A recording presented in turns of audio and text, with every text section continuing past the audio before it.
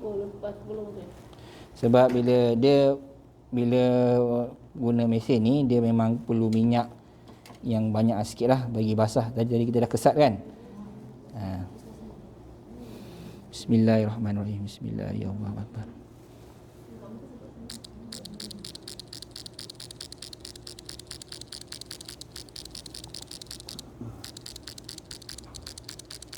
Dah. Okey, kita cuba tengok kalau tak ada tisu.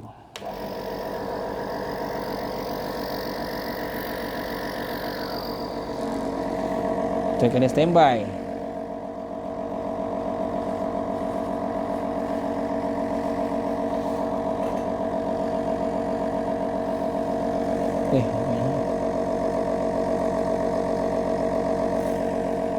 So bila guna mesin ni, kena selalu perhatikan darah dekat kap dengan kekuatan dekat sini lah.